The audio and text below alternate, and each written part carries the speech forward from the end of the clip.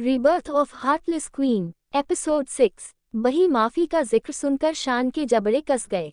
माफी, और वो भी मायरा से? कभी नहीं। पर सानिया ने उसका हाथ जोर से दबाया, जैसे कह रही हो कि अभी मौके की नज़ाकत समझो और माफी मांग लो, इसे बाद में सबक सिखाएंगे। न चाहते हुए भी शान मायरा के सामने जाकर खड़ा हो गया। सानिया भी उसके साथ थी। शान ने एक नज़र सबको देखा तो सब उसी को देख रहे थे। फिर उसने अपनी मुठ्ठियां कसी और मायरा की तरफ देखते हुए बेमन से कहा, आई एम सॉरी।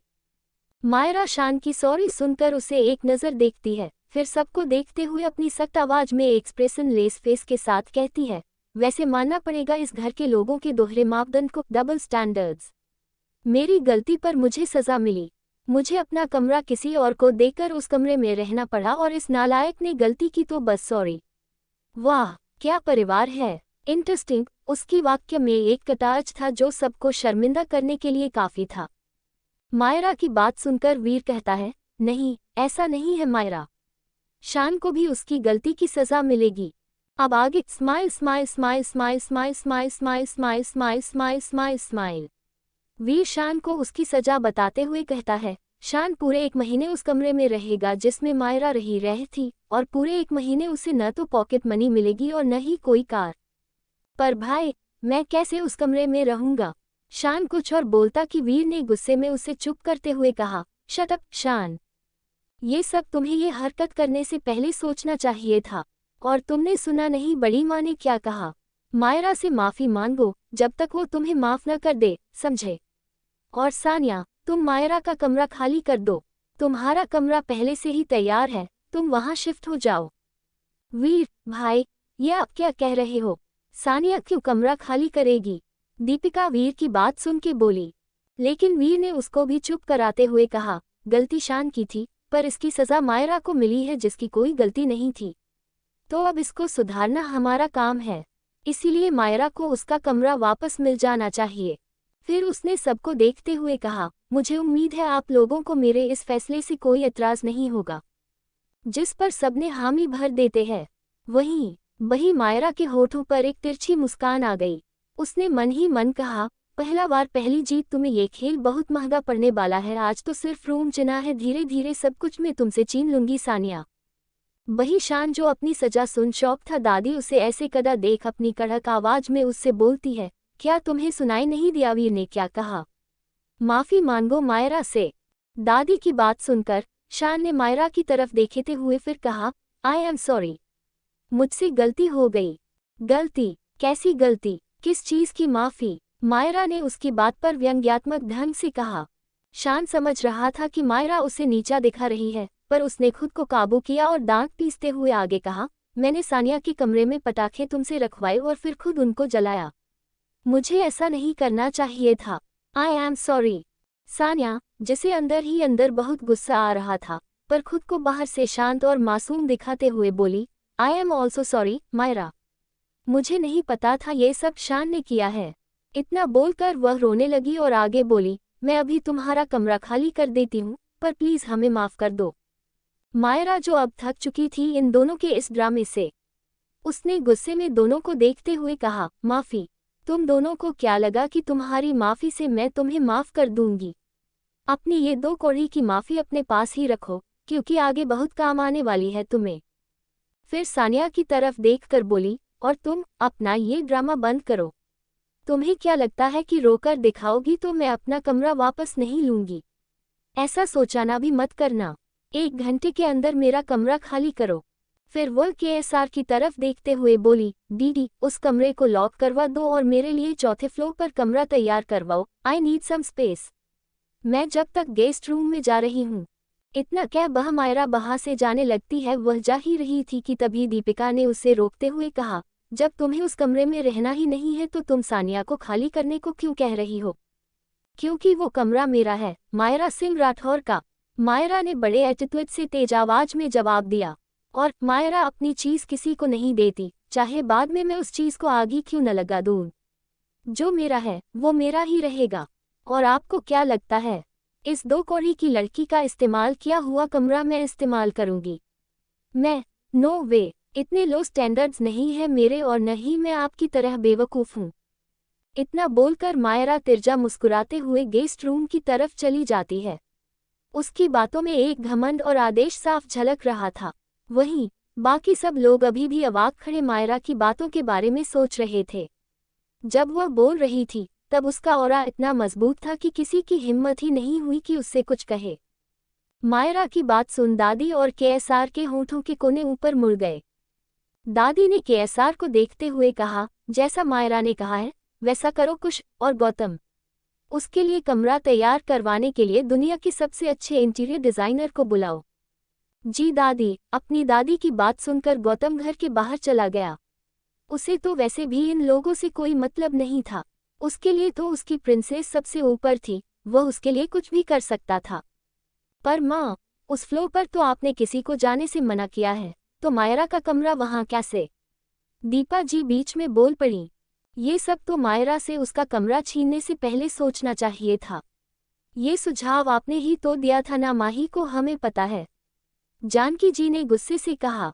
उसने बिना गलती के सजा काटी, तो अब उसे जो कमरा चाहिए हम उसे वही देंगे। इतना बोलकर जानकी जी अपने कमरे में चली जाती है। मायरा मेहमान कक्ष गेस्ट रूम में आकर गर्म पानी से शावर लेती है, फिर कपड़े बदलकर सीधे बिस्तर पर गिर पड़ती है। उसका सिर बहुत दर्द कर रहा था नीचे हुई सारी बकवास से। नीचे धीरे धीरे एक एक करके सभी वहां से अपने अपने काम से चले जाते हैं, पर उनका मन खाली नहीं था। हर किसी के दिल में कई सवाल थे जिनका जवाब उन्हें खुद भी नहीं मालूम था। उन्हें ये समझने के लिए कुछ समय चाहिए था कि यह सब क्यों हुआ। अब वहां सिर्फ शान और शान्या थे जो गुस्से और अपमान में उबल रहे थे। इतनी बेइज्जती उनकी कभी नहीं हुई थी। दोनों अपने दिल और दिमाग में नफरत लिए अपने अपने कमरे में चले जाते हैं। अब उन्हें दिमाग में सिर्फ बदला लेना था। सानिया अपने कमरे में जाकर गुस्से में अपना सामान इधर उधर फेंकने लगती है। जोर से चिल्लाते हुए कहती है, आह मायरा, तुम्हें तो छोड़ूंगी नहीं। बहुत पर निकल आए हैं न तुम्हारे, देखना कैसे काटती हूं मैं। फिर थोड़ा रुककर वह खुद से कहती है, पर ये मायरा की बच्ची इतना बदल कैसे गई? अभी कुछ दिन पहले तो एकदम बेवकूफ थी, फिर अचानक एक्सीडेंट के बाद ऐसा क्या हुआ जो ये इतना बदल गई? इतना बोलकर वह याद करने लगती है कि कैसे उसने मायरा को ट्रैप कर उसके नानू की सिक्योरिटी तोड़कर यहाँ बुलाया, कैसे सबसे उसकी लड़ाई कराई, कैसे उसे अजीब और गरीब तरह से रहने के लिए प्रभावित किया कि अगर वह ऐसे रहेगी तो विक्की उसे पसंद करने लगेगा, और वह बेवकूफ उसकी बातों में आ गई। पूरे एक हफ्ते उसने उसे कितना परेशान किया, और अंत में उसने उसी के प्यार के हाथों उसकी इतनी बेइज्जती कराई जिसकी वजह से उसका एक्सीडेंट हो गया। इतना सोचकर सानिया पहले तो हंसती है, फिर पास रखा गुलदस्ता उठाकर जोर से जमीन पर मारती है। गुस्से और नफरत से कहती है, इतना सब कुछ प्लान किया पर पता नहीं कमीनी बच कैसे गई। जितनी बार भी इसे रास्ते से हटाने की कोशिश की, हर बार कैसे न कैसे ये बच जाती है। इस बार इसे डैड ने बचा लिया। अगर मर जाती तो एक तीर से दो निशाने लगते, पहला मेरा विक्की भी मेरा हो जाता और दूसरा मैं बनती केएसआर की इकलौती बेटी, दो कौड़ी की। कहा तूने मुझे, देखना मैं तेरा क्या हश्र करूंगी। अगर घर वालों की नज़रों में तुझे फिर से गिरा न दिया तो मेरा नाम भी सानिया नहीं। इतना बोल वो अपनी प्लानिंग में लग जाती है। उधर शान भी अपने कमरे में मायरा से बदला लेने की योजना प्लानिंग बना रहा था। ऐसे ही शाम हो जाती है। शान और सानिया ने ना चाहते हुए भी कमरे बदल लिए थे। अब सानिया अपने पुराने कमरे में थी और शान उस सजा वाले कमरे में। घर में लोगों की थोड़ी चहल पहल थी क्योंकि मायरा का कमरा तैयार हो रहा था। घर के सब लोग बगीचे गार्डन में बैठे थे। शान वहां नहीं था, वो अभी अपनी प्लानिंग में लगा था, और दीपा जी का बेटा, वो अब्रॉड में था अभी अपने बिजनेस के काम से। अब तक माहौल शांत हो गया था। सब शाम की चाय का मजा ले रहे थे, तो कोई कॉफी पी रहा था और कोई कुछ और। अभी भी सो रही मायरा के कमरे का दरवाजा खटखटाया जाता है। पहले तो वह नजरअंदाज करती है, लेकिन फिर से खटखटाहट होने पर वह झुंझलाकर दरवाजा खोलती है। वह चिल्लाने ही वाली थी कि देखती है कि वह उसकी दादी की मेड है, जिनकी उम्र दादी से थोड़ी कम है, घर की सबसे पुरानी मेड, जिन्हें सब काकी कहते हैं। दरवाजा खुला देख काकी कहती हैं, मायरा बेबी, मैडम आपको नीचे बगीचे में बुला रही हैं। आप काफी देर से सो रही हैं, चलकर कुछ खा लीजिए। उनकी बात सुनकर मायरा एक गहरी सांस लेती है और कहती है, ठीक है, आप जाए, मैं आती हूँ। उसकी बात सुनकर काकी वहां से चली जाती है और मायरा फ्रेश होकर बगीचे की तरफ आ जाती है। उसने एक काली ब्लैक ट्राउजर के साथ एक ढीली लूज सफ़ेद शर्ट पहनी हुई थी, जिसमें वह बहुत कुल क्लासी और सुंदर लग रही थी। बगीचा गार्डन एरिया बेहद खूबसूरती से सजाया गया था, जिसमें तरह तरह के फूल और हरियाली थी। गुलाब, चमेली और रात की रानी की भीनी भीनी खुशबू हवा में घुल रही थी, जो मन को एक सुकून दे रही थी। बीच में एक फव्वारा था, जिसकी धीमी सी आवाज़ पूरे माहौल में एक संगीत घोल रही थी। सामने डूबता हुआ सूरज दिख रहा था, जिसकी सुनहरी रोशनी पूरे माहौल को और भी मनमोहक बना रही थी। वहाँ एक छोटी सी छत शेल्टर थी, जिसके नीचे सोफे, मेज और कुर्सियां बैठने के लिए कुछ झूले रखे थे, जिन पर सब लोग बैठे हुए थे। मायरा चलती हुई बगीचे में आती है। उसकी आंखें लाल थीं, क्योंकि उसकी नींद अभी पूरी नहीं हुई थी। मायरा आकर देखती है कि वहां सब बैठे हैं, पर वह सबको अनदेखा करके देखती है कि एक सोफे पर एक कोने में जानकी जी और दूसरे कोने में केएसआर बैठे हैं। वह उनके पास जाने लगती है। दादी उसे आता देख अपने पास बुलाती हैं।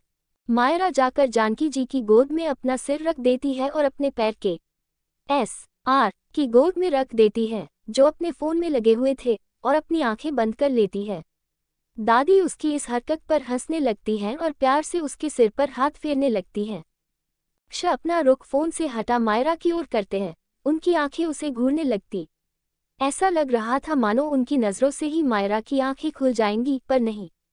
मायरा तो आंखें बंद किए मस्त लेटी थी।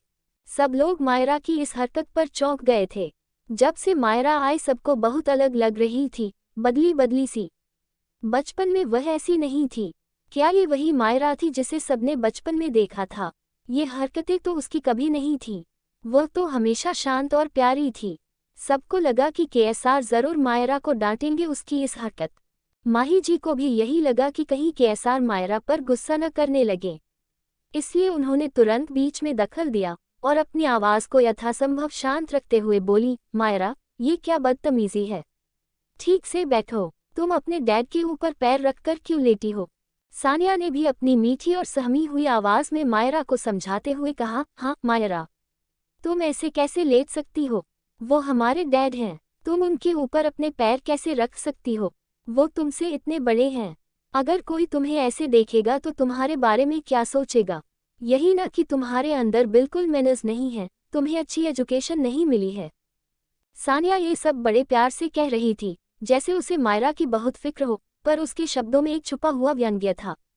पर वह इनडायरेक्टली मायरा को अनपढ़ और बदतमीज कह रही थी, जिसे वहां मौजूद कुछ लोगों को छोड़कर कोई नहीं समझ पाया। सानिया की यह बात सुनकर उस अनजान शख्स के होंठों पर एक रहस्यमय मुस्कान आ गई। वह मन ही मन बोलता है, मेरा प्यादा इतना कमजोर भी नहीं है। सानिया की बात सुनकर मायरा ने हल्की सी करवट ली और उसे देखते हुए खींचकर बोलती है, क्या कभी किसी ने तुम्हें बताया है कि तुम्हारी आवाज़ बहुत बेसुरी है? जब भी कानों में जाती है, ऐसा लगता है जैसे खून ही निकल आएगा। और तुम्हारी ये जुबान न बहुत चलती है, बिल्कुल कैंची की तरह। इसे थोड़ा काबू में रखो, नहीं तो किसी दिन मैं तुम्हारी जुबान अपने हाथों से काट दूंगी, समझी? और मेरे मामले से जितना हो सके उतना तुम दूर रहा करो, इडियट। मायरा ने अपनी आवाज़ और भी धीमी और धमकी भरी करते हुए आगे कहा। ये कहकर मायरा ने वापस अपनी आंखें बंद कर लीं। इस लड़की की किचकिच उसके सर में दर्द कर देती है। वही मायरा की तीखी बातें सुनकर सानिया की आंखों में आंसू आ जाते हैं, जिन्हें देखकर सबको उसके लिए बुरा लगता। लेकिन सुबह की घटना याद होने के कारण कोई भी मायरा से कुछ नहीं कह पाता। पर माही जी से सानिया की आंखों में आंसू देखकर से रहा नहीं गया, तो वो मायरा को डांटते हुए बोलती है, मायरा, यह क्या तरीका सानिया से बात करने का? अभी के अभी उससे माफ़ी मांगो से सॉरी तो हर सॉरी माय फुट। और आपको इतनी क्या परेशानी हो रही है अगर मैं अपने डैड की गोद में पैर रखे हुए हूं तो? ऐसा तो नहीं कि आपने कभी उनसे अपने पैरों की मसाज ही न कराए हो? मायरा ने ये कहते हुए माही जी की तरफ देखा। मायरा की बात सुनकर सभी चौंक गए और माही जी का चेहरा गुस्से या शर्म से पता नहीं पर लाल हो गया। वह चिढ़कर मायरा से बोलती है, ये क्या बकवास कर रही हो तुम? चुप हो जाओ। उनकी बात सुनकर मायरा उन्हें और चिढ़ाते हुए बोलती है, मैं क्यों चुप हूँ? बताओ आप, क्या मैंने कुछ गलत कहा? जब आपके पैरों में दर्द होता होगा तो क्या मेरे डैड उनकी मसाज नहीं करते होंगे? और क्या वो आपको इससे पहले कि वह कुछ और बोलती, केएसआर ने उसे बीच में टोकते हुए सख्त लहजे में कहा, चुप हो जाओ मायरा। पर ये मायरा कुछ कहना चाहती थी, पर केएसआर उसे फिर से बीच में टोकते हुए बोलते हैं, अब तुम कुछ नहीं बोलोगी। केएसआर की बात सुनकर मायरा ने आंखें घुमाई, लेकिन चुप हो गई। उसके होठों पर एक खूबसूरत मुस्कान थी, जिसे किसी ने नहीं देखा क्योंकि उसका सिर जानकी जी की गोद में था। केएसआर के कान की नोक भी लाल हो गई थी मायरा की बात सुनके, पर उन्होंने कोई भाव नहीं दिखाया। वहां का माहौल एकदम अजीब अकवर्ड हो गया था। सभी लोग इधर उधर को देखने लगे थे। केएसआर ने माही जी की ओर देखा, जिनका चेहरा शर्म से लाल हो गया था और वह मायरा की बातों से बेहद असहज महसूस कर रही थी। केएसआर की आंखें माही जी के लिए बहुत नर्म थीं, और उनमें बस प्यार ही प्यार था। हाँ, वो दिखाते नहीं थे, पर वो उनसे बहुत प्यार करते। बहुत अरसे के बाद मिली थी उनकी ये इनोसेंट वाइफ उन्हें। बात को बदलने के लिए केएसआर ने माही जी की तरफ देखते हुए एक नौकरानी मेड से कहते हैं, जाओ, जाकर थोड़ा और ले आओ मायरा के पैरों की मसाज करने के लिए। उनका इशारा समझकर माही जी ने तुरंत कहा, मैं लाती हूँ, और इतना कहकर वह तेजी से वहां से चली जाती है। उन्हें इस तरह भागते हुए देखकर केएसआर के होठों पर एक छोटी सी मुस्कान आ गई, जिसे उन्होंने बड़ी खूबी सबसे छुपा लिया।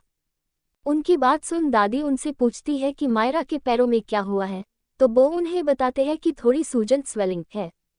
कुछ देर बाद जब माही जी ऑयल लेकर आती है, तो केएसआर और माही जी मिलकर मायरा के पैरों की हल्के हल्के मसाज करने लगते हैं। मायरा को इससे बहुत आराम मिलता है और वह थोड़ी देर में ही सो जाती है। बाकी सब लोग हल्की फुल्की बातें कर रहे थे, पर एक शख्स था जिसे ये सब बिल्कुल पसंद नहीं आ रहा था, और वह थी सानिया। सानिया को मायरा से बहुत जलन हो रही थी। उसे लग रहा था कि मायरा को प्रिंसेस ट्रीटमेंट मिल रहा है, जो सिर्फ उसका होना चाहिए था। सानिया ये सोचकर जल रही थी कि मायरा ने उसकी इतनी बेइज्जती की, फिर भी उसे किसी ने कुछ नहीं कहा, और अब मोम, डैड और दादी कैसे उसकी सेवा कर रहे हैं। वो सोचती है कि दादी ने तो उसे कभी ऐसे ट्रीट नहीं किया, और डैड जो हमेशा अपने ठंडे स्वभाव कोल्ड और अर्थ में रहते हैं, उनके सामने तो किसी की हिम्मत ही नहीं होती कुछ बोलने की। इसी तरह सानिया मन ही मन मायरा को कोस रही थी। थोड़ी देर बाद जब मसाज हो जाती है तो दादी मायरा को प्यार से जगाती है, एंजल बच्चा उठ जाओ, कुछ खा लो, तुमने दोपहर का खाना भी ठीक से नहीं खाया था, बाकी का रात में सो जाना। उनके जगाने पर मायरा उठकर बैठ गई। अब वह पहले से बेहतर महसूस कर रही थी। मायरा ने अपनी दादी को एक वार्म हग दिया। तभी उसकी नज़र दादी की आंखों पर पड़ी, जिन्हें देखकर वह थोड़ा हैरान हुई। वह थोड़ा पीछे होकर दादी की तरफ देखते हुए बोलती है, दादी आपकी ये आंखें, ये हरी क्यों हैं? क्या आपने लेंस लगाए हैं? मायरा अपनी दादी की हरी आंखें देखकर उनसे ये सवाल कर रही थी, क्योंकि जब वह आई थी तब उसकी दादी की आंखें काली थी। वह उनकी हरी आंखें देख थोड़ी हैरान थी। मायरा का सवाल सुनकर उसकी दादी हल्के से मुस्कुराती और बोलती है, अरे पागल, ये कोई लेंस नहीं है। लेंस तो मैंने तब पहने थे जब तुम आई थी, भूल गई क्या? बचपन में भी देखी है तुमने मेरी आंखें। उनकी बात सुनकर मायरा सोच में पड़ गई। उसे सच में याद नहीं था कि उसकी दादी की आंखें भी उसकी और उसके डैड की तरह हरी थीं। तभी जानकी जी ने आगे कहा, ये असली है, जो मुझे मेरे डैड से मिली और मुझसे तेरे डैड को और तेरे डैड से तुझे। तुझे क्या लगता है तेरी ये आंखें हरी क्यों हैं? ये हमारी खानदानी निशानी है जो पीढ़ी दर पीढ़ी आगे जाती है, और जिसके पास ये हरी आंखें होती हैं वह बहुत खास होता है, जैसे कि तुम हो। इतना कहकर वह मुस्कुराने लगती हैं। वहीं कोई था जिसकी आंखों में गुस्सा भर आया था जानकी जी की बातें सुनकर, और सानिया ने भी गुस्से में अपनी मुट्ठियां भींच ली थी। उसे इन हरी आंखों से सख्त नफरत थी, क्योंकि वे उसके पास नहीं थी। तभी एक नौकरानी मेड मायरा के लिए चाय निकाल कर देती है। मायरा चाय का कप लेकर उसका एक शिप लेती है, और शिप लेते ही स्वाद से उसकी आंखें बंद हो जाती हैं। चाय बहुत स्वादिष्ट टेस्टी थी और माया को चाय बहुत पसंद थी। अभियान उसके लिए हमेशा स्पेशल चाय बनाता था। पहली बार चाय उसने अभियान के हाथों से ही पी थी, और उसी दिन से वह उसकी पसंदीदा फेवरेट बन गई थी। चाय का घूंट लेते ही उसके ज़हन में अभियान के साथ बिताए वो सारे पल एक एक करके आने लगते हैं, और उसका दिल जोरों से धड़क उठता है। दूसरी तरफ गोल्डन आइलैंड अभियान अपने कमरे की बालकनी में बैठा था। उसके सामने 2 चाय के कप रखे थे, एक उसका और दूसरा माया का। दोनों में से भाप निकल रही थी, जिससे पता चल रहा था जैसे चाय अभी ही बनाई गई हो। अभियान एकटक उन कपों को देख रहा था, तभी अचानक उसके दिल की धड़कन बढ़ जाती है, जिससे अभियान अपना हाथ अपने दिल पर रखता है और खुद से कहता है, और कितना तड़पाओगी जाना, अब लौट आओ ना। देखो, मैं रोज तुम्हारे लिए तुम्हारी पसंदीदा चाय बनाता हूँ, इस उम्मीद में कि हम फिर से एक साथ बैठकर सूर्यास्त सनसेट का नज़ारा देखेंगे। फिर थोड़ा रुक वो अपनी टूटी हुई आवाज में आगे कहता है, न तुम मुझे मरने दे रही हो और जीना तो मैं तुम्हारे सिवा सोच ही नहीं सकता। जब भी सोचता हूँ मैं भी तुम्हारे पास आ जाऊं, तो ये दिल जोर से धड़कने लगता है, जैसे तुम मुझे रोक रही हो और बता रही हो कि तुम यहीं हो, मेरे आसपास।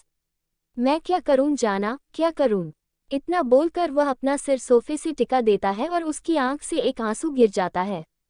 वहीं दादी जब मायरा को कहीं खोया हुआ देखती है तो उसे हिलाते हुए कहती है, क्या हुआ एंजल, कहाँ खो गए आप?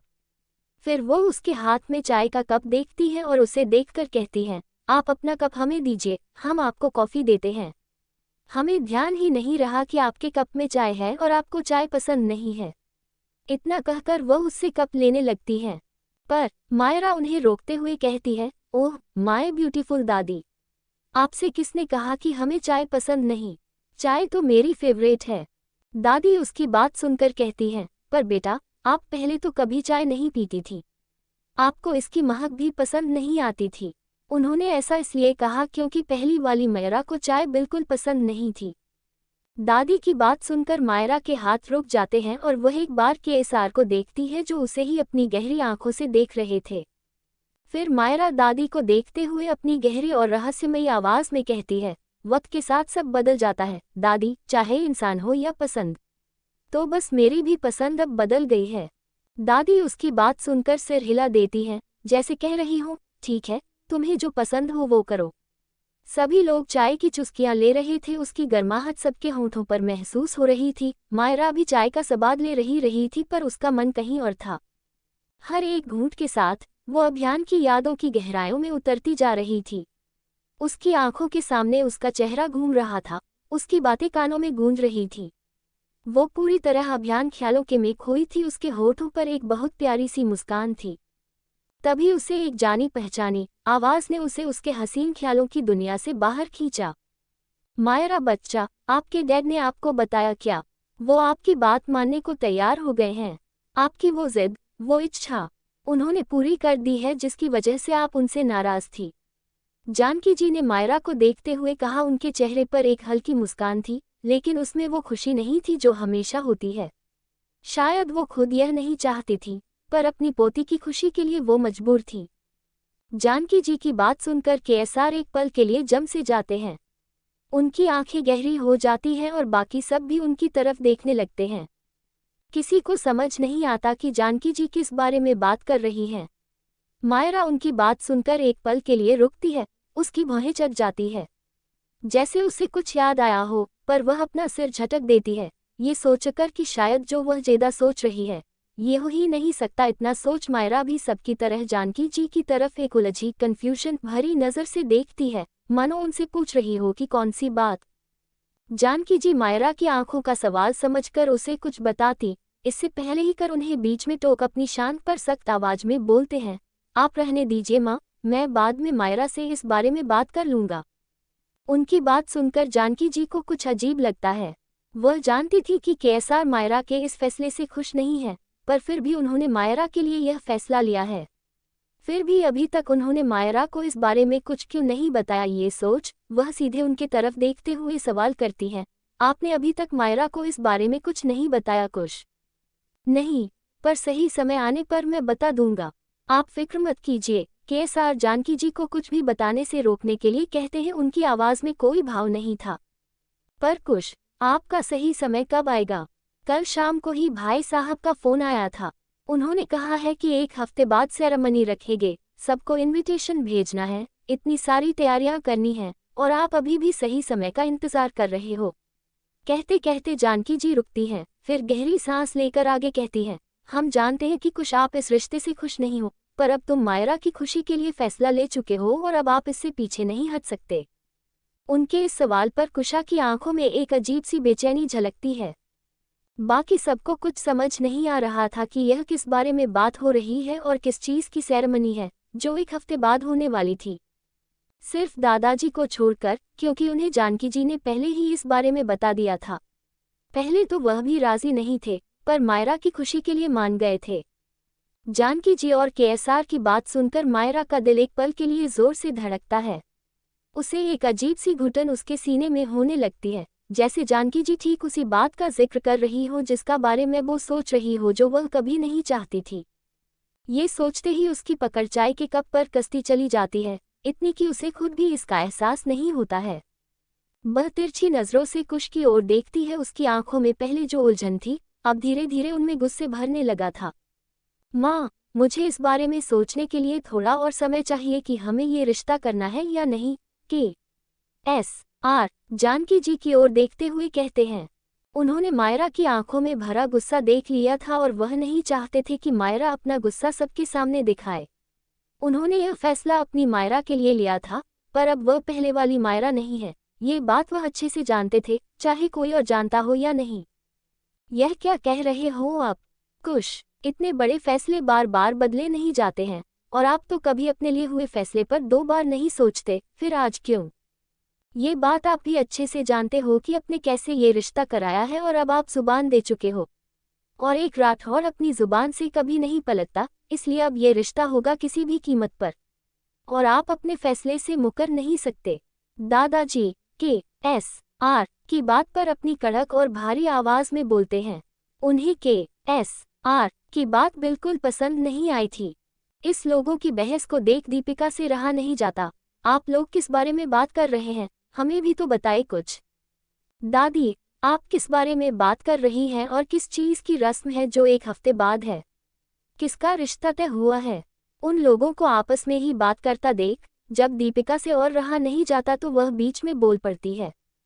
सानिया भी यह जानने के लिए बहुत बेताब थी कि आखिर किसका रिश्ता तय हुआ है, कहीं उसका और विक्की का तो नहीं।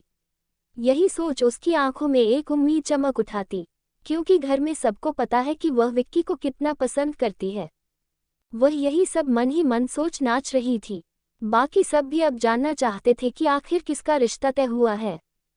दीपिका की बात सुनकर जानकी जी एक बार केएसआर की तरफ देखती हैं, जिनकी आंखें सख्त हो चुकी थीं और मुठ्ठियां कस चुकी थीं। लेकिन उनका ध्यान मायरा पर नहीं गया, जिसका चेहरा हद से ज्यादा ठंडा हो गया था और उसके आसपास एक अजीब सा माहौल बन गया था। जानकी जी एक नज़र केएसआर को देखकर सबकी तरफ देखते हुए कहती हैं, हमने मायरा का रिश्ता तय कर दिया, विक्रम के साथ है। थोड़ा रुककर वह आगे कहती हैं, बिना ये ध्यान दिए कि उनके कहे हर एक शब्द के बाद मायरा की पकड़ उस कप पर कसती जा रही थी, और 1 हफ्ते बाद मायरा और विक्रम की सगाई है। उनकी बात सुनकर सब लोग जैसे सदमे में चले जाते हैं। किसी को उनकी बात पर यकीन नहीं हो रहा था, क्योंकि सब जानते थे कि सानिया बचपन से विक्रम को पसंद करती आई है। सानिया, जो अब तक मन ही मन खुशियां मना रही थी कि शायद उसका रिश्ता विक्की के साथ होगा, जैसे ही उसने ये सुना, उसका चेहरा एकदम से काला पड़ गया। उसके चेहरे की मुस्कान एक झटके में गायब हो गई और उसकी जगह काले बादलों ने ले ली। जानकी जी बात सुन दीपा जी अपनी शौक भरी आवाज में ही जानकी जी की तरफ देखते हुए कहती हैं, माँ, यह आप क्या कह रही हैं? अचानक से कैसे ये रिश्ता, और वो भी मायरा के साथ? और आप तो अच्छे से जानती हैं ना कि सानिया बचपन से विक्रम विक्की को पसंद करती है, फिर आप उसका रिश्ता मायरा के साथ कैसे करा सकती हैं? गीता जी भी उनका साथ देते हुए बोलती हैं, हाँ माँ, दीदी बिल्कुल सही कह रही हैं। आप ऐसा कैसे कर सकती हैं? ये तो सही नहीं है ना। ऐसे तो सानिया का दिल टूट जाएगा। बेचारी बच्ची कितना प्यार करती है विक्रम से। विक्रम भी तो सानिया को पसंद करता है, फिर वह मायरा से सगाई कैसे कर सकता है? उन लोगों का बहस करता देख दादी अपनी सख्त आवाज में कहती हैं, विक्रम की हाँ है इस रिश्ते के लिए, और हमें अब इस टॉपिक पर कोई बात नहीं करनी, समझे? आप लोग घर के बड़े फैसला ले चुके हैं। उनके इस तरह से कहने पर सब चुप हो जाते हैं, कोई कुछ बोल नहीं पाता। सबकी नज़रें सानिया पर जाती हैं, जो इस बात को सुनकर जैसे सदमे में चली गई हो। उसकी आंखें आंसुओं से भरी थीं। सबको उसके लिए बहुत बुरा लग रहा था। दीपिका उसको ऐसी हालत में देखकर गले लगा लेती है। सबका ध्यान सानिया पर ही था, तभी सभी के कानों में एक तेज चट की आवाज़ आती है, जिसे सुनकर सब चौंककर उस तरफ देखते हैं जहां से वह आवाज़ आई थी। और वहां देखते ही सबकी आंखें डर से बड़ी हो जाती और माही जी चीख निकल जाती है, मायरा! मायरा! जिसने जैसे ही सुना कि उसका रिश्ता विक्रम के साथ तय हो गया है और 1 हफ्ते बाद उसकी सगाई है, वह अपने गुस्से पर काबू नहीं कर पाती और अपने हाथों में पकड़ा कप इतने जोर से दबा देती है कि वह कप उसके हाथ में ही टूट जाता है। उसका आधा हिस्सा मायरा के हाथ में घुस जाता है, जिससे भारी खून हैवी ब्लीडिंग होने लगती है, बहने लगता है। वहीं बाकी सब जैसे ही मायरा के हाथ को देखते हैं, एक पल के लिए सब डर जाते हैं क्योंकि खून बहुत तेजी से बह रहा था। लेकिन मायरा को तो जैसे कोई फर्क ही नहीं पड़ रहा हो। उसकी आंखें बिल्कुल लाल हो गई थी और उसका सिर नीचे झुका था, इसलिए किसी को उसके चेहरे के हाव भाव नहीं दिख रहे थे, जो बहुत डार्क हो चुके थे। अभी तक जो हवा सुकून दे रही थी, उसकी जगह एक अजीब सी ठंडक ने ले ली थी। सब लोग सानिया को छोड़कर जल्दी मायरा के पास आकर खड़े हो जाते हैं। दादी जल्दी से किसी को फर्स्ट एड लाने को कहती हैं। माही जी की आंखों में आंसू आ जाते हैं मायरा के हाथ को देखकर। KSR, जिन्हें खुद मायरा के इस एक्शन की उम्मीद नहीं थी, वह जल्दी से मायरा का हाथ अपने हाथ में लेते हैं और उस फंसे हुए टुकड़े को निकालते हैं, जिसे देख सबकी आंखें बंद हो जाती हैं। माही जी के आंसू तो रुक ही नहीं रहे थे। उन्होंने मायरा को एक तरफ से गले लगाया हुआ था ताकि उसे ज्यादा दर्द न हो, लेकिन उनके खुद के कंधे कांप रहे थे। वहीं मायरा को तो जैसे दर्द ही नहीं हो रहा था। जब KSR ने उसके हाथ से वह कांच का टुकड़ा खींचा, तब उसने अपनी पलकें तक नहीं झपकाईं। उसके दिमाग में बस अभियान चल रहा था। उसे बहुत अजीब सा महसूस हो रहा था। उसका दिमाग कुछ पल के लिए खाली ब्लैंक हो गया था। न उसे कुछ दिखाई दे रहा था और न सुनाई। जब बात अभियान की आती तो उसका दिमाग काम करना बंद कर देता था। KSR उसकी ड्रेसिंग कर रहे थे जल्दी जल्दी, पर खून रुक नहीं रहा था। शायद तक ज्यादा गहरा था, इसलिए शायद टाँके लगाने की जरूरत थी। गौतम ने पहले ही डॉक्टर को बुला लिया था, जो कुछ देर में ही पहुंचने वाले था। तभी मायरा की आंखों के सामने अंधेरा सा आ जाता है और वह माही जी के पेट पर सिर रखे हुए ही बेहोश हो जाती है, क्योंकि माही जी खड़ी होकर उसे गले लगाए हुए थी और मायरा सोफे पर बैठी थी। जब माही जी को अपने पेट पर कुछ भारी महसूस हुआ, तो उन्होंने नीचे देखा कि मायरा का सिर उनके पेट पर रखा हुआ था और उसकी आंखें बंद थीं। माही जी ने अपने हाथों में मायरा का चेहरा पकड़ा और उसे ऊपर उठाया, तो देखा कि मायरा बेहोश हो चुकी थी। ये देखकर वह बहुत घबरा जाती है और मायरा के गालों को थपथपाकर उसे जगाने लगती है। मायरा, बच्चा उठो। क्या हुआ मायरा? मायरा, तुम कुछ बोल क्यों नहीं रही? कुछ देखो, देखो मायरा को क्या हुआ है। वह आंखें नहीं खोल रही है। उनकी आंखों से लगातार आंसू बह रहे थे। जिस प्यार को वह इतने सालों से अपने दिल में छुपाए बैठी थी, अब चाहकर भी उसे रोक नहीं पा रही थी। KSR मायरा को देखते, जो बेहोश हो चुकी थी, उसे देखकर एक पल को वह भी डर जाते हैं, पर वह जानते थे कि मायरा अभी शारीरिक फिजिकली रूप से ज्यादा मजबूत स्ट्रॉन्ग नहीं है। 2 दिन पहले ही उसे होश आया था। उन्होंने मायरा को माही जी की बाहों से अपनी बाहों में लिया और माही जी को शांत कराते हुए कहा, माही, शांत हो जाओ, कुछ नहीं हुआ है मायरा को, वह बस बेहोश हुई है। माँ, आप प्लीज माही को संभालिए। इतना कहकर वह मायरा को अपनी गोद में लेकर उसके कमरे की तरफ जाने लगते हैं, जो अब तक तैयार हो चुका था। उन्होंने माही को संभालने के लिए इसलिए कहा था, क्योंकि वह जानते थे कि माही ऐसी चीजें देखकर कितनी जल्दी डर जाती हैं और घबराने लगती हैं। जानकी जी भी माही जी को लेकर KSR के पीछे पीछे मायरा के कमरे की तरफ चली जाती हैं। उनके पीछे बाकी लोग भी थे, क्योंकि वे सब भी मायरा के लिए चिंतित थे। KSR मायरा को उसके कमरे में ले जाकर बिस्तर पर लिटा देते हैं। तब तक डॉक्टर की पूरी टीम भी आ गई थी। डॉक्टर आकर मायरा का चेकअप करने लगते हैं और बाकी सब लोग नीचे लिविंग रूम में आकर डॉक्टर का इंतजार करने लगते हैं। अब वहां सिर्फ KSR बचे थे। उन्होंने सब लोगों को नीचे भेज दिया था, माही जी को भी। वे कमरे के बाहर डॉक्टर का इंतजार कर रहे थे। कुछ देर बाद डॉक्टर मायरा की पट्टी ड्रेसिंग कर और ड्रिप लगाकर बाहर आते हैं। KSR उनके सामने खड़े थे। डॉक्टर अपना पसीना पोंछते हुए मायरा की हालत के बारे में उन्हें बताते हैं। दोनों के बीच कुछ बातचीत होती है, फिर KSR उन्हें कुछ समझाते हैं कि नीचे सबको क्या बताना है। उसके बाद डॉक्टर की टीम KSR के साथ नीचे लिविंग रूम में आ जाती है। डॉक्टर को आता देख सब लोग अपनी जगह पर खड़े हो जाते हैं। दादा दादी और माही जी जल्दी से डॉक्टर के सामने आ जाते हैं और माही जी अपनी घबराई हुई आवाज में डॉक्टर से पूछती हैं, डॉक्टर, क्या हुआ है मेरी बेटी को? वो बिल्कुल ठीक तो है ना? उनकी आवाज कांप रही थी। माही जी बात सुन डॉक्टर ने बहुत ही शांत आवाज में उन्हें समझाते हुए कहते हैं, मिस राठौर बिल्कुल ठीक हैं। घबराने वाली कोई बात नहीं है। डॉक्टर की बात सुनकर दादाजी की चिंता कम नहीं हुई। उन्होंने अपनी सख्त आवाज में डॉक्टर से पूछा, अगर मेरी पोती ठीक है तो फिर वो अचानक बेहोश कैसे हो गई?